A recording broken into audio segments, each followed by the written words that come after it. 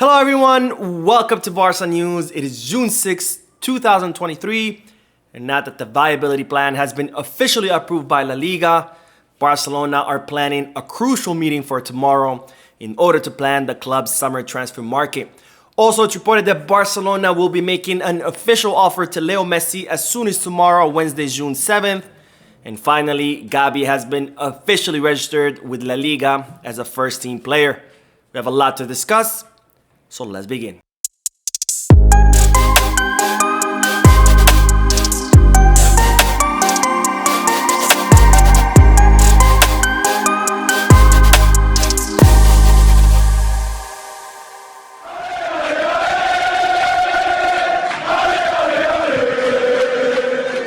Hello everyone, welcome to the channel. My name is Mo, and before we begin with the news, just a quick reminder to make sure you hit that like button and subscribe to the channel. It only takes a second, it's completely free, and in doing this you'll be helping this small and humble channel continue to grow. Also, if you are looking for any Barcelona jersey or merchandise or any jerseys from any football team around the world, make sure you hit the kickback. The link is down below in the description. Now I'll begin with the news that La Liga have officially approved the feasibility plan that Barcelona presented to them, where the club commits to implementing austerity measures and reducing their expenses, while at the same time increasing their revenues, and in exchange, La Liga would give Barcelona more leeway to work during the summer transfer market. Now, despite having the feasibility plan approved, Barcelona are unfortunately still under the 1-4 rule, and they were unable to be placed under the 1-1 rule despite the feasibility plan being approved by La Liga. Now, for clarification, the 1-4 rule means that for every euro that Barcelona earns, they would only be able to use 25 cents to sign new players. So for example, if Barcelona sell a player for 100 million euros, they would only be able to use 25 million euros in order to sign new players. Now you might be asking, how is Barcelona still under the 1-4 rule despite having a feasibility plan approved by La Liga? Well, the answer is found in the fact that Barcelona are over their wage limit by 200 million euros. Now, the way wage limits are calculated is based on how much money a club earns. So the more money a club makes, the higher their wage limit is, and the more players they can sign and pay them higher salaries. And the opposite, of course, is true, where the less money the club earns, the smaller their wage limit is, and the less they can pay their own players. Now, last summer, Barcelona activated economic levers where the club sold club assets, and they were able to use that money that they generated from the economic levers towards their revenue, making their revenue higher, which meant higher wage limit, which allowed them to make all those signings last summer. But unfortunately, midway through the season, Javier Tebas decided to change La Liga's rules and prevented clubs from using the money that they earn from economic levers towards the revenue that's used to calculate the wage limit. So as a result, Barcelona are now 200 million euros above their wage limit. Now, when a club is above their wage limit, La Liga implements restrictions on that club to make sure that the club does not keep spending and keep signing more and more players, ruining their own finances. So that is why Barcelona have been placed under the 1-4 rule, which means that because they are over the wage limit, which means it's going to be very difficult for Barcelona to sign new players. Now, you might ask then, what's the benefit of the feasibility plan getting approved? And well, the first benefit will be that Barcelona will be able to immediately register all the contract that they renewed, which is the contracts of Gavi, Ronald Araujo, Sergio Roberto, Marcos Alonso, Alejandro Valde, and Iñaki Peña. Well, now that the feasibility plan is approved, Javi Miguel, who's a reporter in Spain that's very close to Xavi's entourage and who has been leaking a lot of accurate information throughout the season, has now reported that Barcelona will be organizing a crucial meeting for tomorrow in order to plan Barcelona's summer transfer market around La Liga's decision to approve the feasibility plan. Now, it's reported that Xavi is going to be meeting with Jean Laporta, Rafa Yuste, Matteo Alemany, Jordi Cruyff, and possibly Deco in order to discuss Barcelona's plan now that the feasibility is approved. And of course, the number one step in this plan will be to register all the contract renewals that the club have already implemented. Now, the second step will be to begin offloading players. And of course, Barcelona are still planning to offload Ansu Fati, Ferran Torres, and Frank Kessie. And there's now talks about Barcelona offloading a fourth player, and that player could be Eric Garcia if Barcelona receive a lucrative offer for the Spanish defender. Now, in regards to the players who are currently on loan, Barcelona plan to offload all of them for the exception of Abde. So that means that Trincao, Nico Gonzalez, Samuel Umtiti, Clemon Lenglet, Alex Collado, and Serginho Dest are all going to be offloaded this summer transfer market. Now, once Barcelona are done registering players, offloading players, then they're going to start focusing on their signings. And it's reported that the number one priority signing will be the signing of Leo Messi. Now, Barcelona are planning to send an official offer to Leo Messi as soon as tomorrow, Wednesday, June 7th. However, I'm afraid that this offer might not be enough because even though Barcelona can make an official offer to Messi, there's doubts about whether the club would be able to register that offer if Messi does accept it. Now, the reason for this is what I just explained a few minutes ago, and that's that Barcelona are still under the 1-4 rule, despite having a viability or feasibility plan approved. So this, of course, makes things very difficult for Barcelona because Barcelona need a salary margin of around 30 to 35 million euros in order to register Messi. So that means that they would have to sell 4 times that amount to sign him. So that means offloading players worth around 120 million euros.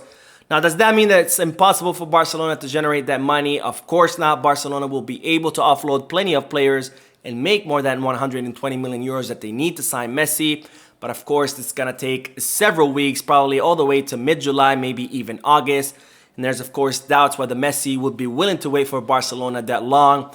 Because as you might recall, he waited for Barcelona very long last time for them to make him an offer and register that offer.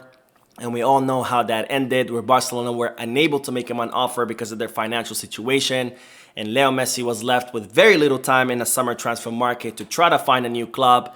And that's how he ended up at PSG. Now, of course, this doesn't mean that the arrival of Leo Messi is completely impossible and that it's not going to happen. There's still a chance of this happening. After all, Leo Messi does want to come back to the club. And Barcelona do want to sign Leo Messi, and that they're doing everything in their power in order to make this signing happen. And yesterday, I reported about that meeting between Jorge Messi and Joan Laporta, where afterwards Jorge Messi confirmed what we already know, that Messi wants to come back to the club. And he even said that he would like to see Messi at the club as well. And of course, he did confirm that there is a chance of Leo Messi coming back to Barcelona. So of course, this operation is not impossible, but as of today, Tuesday, June 6th, it's looking very difficult because, again, Barcelona need to do a lot of things, and it's going to take them weeks in order to accomplish all of these things. And we don't know whether Leo Messi will be willing to wait for Barcelona that long. Now, there are reports saying that Inter Miami are currently sitting in pole position to sign Lionel Messi. And of course, there is that offer from Al Hilal worth 1.2 billion euros. And there's even talks about European clubs who are also interested in signing the World Cup winner. Now, on to the news that Gavi has been officially registered with La Liga as a first-team player. And he's now going to be able to wear his number 6 jersey once again. Now, you might ask, since Barcelona's feasibility plan was approved and the club are now allowed to register all the contract renewals that they have implemented, how is it that Barcelona have only registered the contract of Gavi? And well, the answer is that Barcelona were able to register the contract of Gavi not because the feasibility plan was approved, but because of a ruling from the Mercantile Court. Now, as you might recall, after Barcelona offloaded Memphis Depay and Hector Bellerin during the winter transfer market, and after Gerard Piqué announced his exit out of the club, Barcelona calculated that they had enough space on their wage bill to register the contract renewal of Gavi. However, La Liga denied that registration request, and as a result, Barcelona took this matter to court. Now, the court ruled in favor of Barcelona, and Gavi was registered as a first-team player. However, La Liga appealed that ruling, and that court ended up reversing their decision, and Gavi's registration was once again canceled, and he went back down to his Juvenil A contract. Well, Barcelona appealed that decision reversal to a higher court called the Mercantile Court. And today, this court ruled in favor of Barcelona, allowing Barcelona to register Gavi once again as a first-team player, despite Barcelona having the approval of La Liga and being able to register him through the feasibility plan.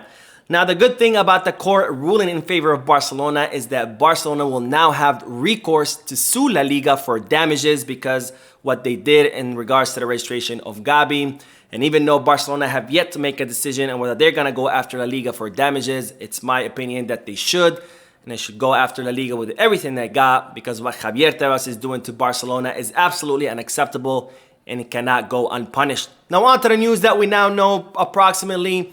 When will Barcelona announce the hiring of Deco as the football director, which will be at the beginning of July. Now you might ask, why is it taking Barcelona so long to announce the hiring of Deco, even though we know that he has been working with the board of directors to plan Barcelona's summer transfer market? And well, the answer is twofold. The first part of that answer is that Deco needs to get rid of his sporting agency in order to be officially hired by Barcelona, because of course it's a clear conflict of interest to have a football agency to represent players while at the same time being a football director who represents the interests of Barcelona. Now the second part of this delay is that Deco has made a special request to the club, and that's that he also wants to be the football director of Barca Athletic, not just the first team, because he believes that it'd be best that there's one football director for both teams, because both teams are very much connected, where Barca Athletic players are usually promoted to the first team. So for example, if Deco's only a football director of the first team, and let's say he decides that he wants to hire or sign a new right back, and he would be unaware that there's an upcoming and rising star in Barca Athletic, and then he would go and sign that right back, and not knowing that there's someone in Barca Athletic who has the potential of being the right back on the first squad. So he thinks that it'd be best if he would be overseeing both teams. That way he knows whether he needs to go sign a player for the first squad or whether he could promote someone for Barca Athletic. Now it's reported that Barcelona are currently hesitant about this request and they are taking it into consideration. But I really think, in my personal opinion, that most likely they will end up approving this, and we might be seeing Deco officially being declared the football director of Barcelona at the beginning of July. Now on to the news that İlkay Gündoğan has given Barcelona some optimism and hope in regards to his signing. Now as I reported previously, İlkay Gündoğan was in advanced talks with Barcelona so he can come to the club as a free agent during the summer transfer market. However, Manchester City decided to start a new round of negotiations because Pep Guardiola insisted that Manchester City need to do everything in their power in order to keep İlkay Gündoğan in the Premier League. Well, it seems that İlkay Gündoğan is not too happy with the offer that Manchester City are currently making him, and he has informed Barcelona through his entourage that he's very happy with the Barcelona offer, where the club are currently offering him a 2-season contract with an option to renew for one more. And it seems that the Barcelona's offer is the offer that İlkay Gündoğan likes the most out of all the offers that he has received, including the contract renewal offer from Manchester City. Now, of course, despite this good news, İlkay Gündoğan is not going to make a final decision until after the Champions League final, because that's what the German midfielder is currently focused on. Now, we'll end today's video with a quick mention of Robert Lewandowski, because I have been seeing a lot of reports on the media saying that Saudi Arabia are trying to offer the Polish striker lots of money in order to lure him to the Saudi League. Well, I'm here to tell you that there's absolutely nothing to worry about. Barcelona have no intention of offloading Lewandowski, and Lewandowski has no intention of leaving Barcelona. So there's no way that any Saudi club will be able to sign him. And even if Lewandowski would want to leave Barcelona, the only way that the Saudi clubs will be able to take him is to pay his release clause, which is currently valued at 500 million euros. So that is it for today. I hope you enjoyed the video. If you did, please give me a like. Also, I would like to invite all of you to please leave a comment down below, giving me all your thoughts and opinions about all the news that I share with you. And finally, I would like to invite all of you to please subscribe to the channel so you can stay current on all the latest news in regards to our beloved club, FC Barcelona. Thank you for watching. I will see you in the next video. And as always, Peace, Barça.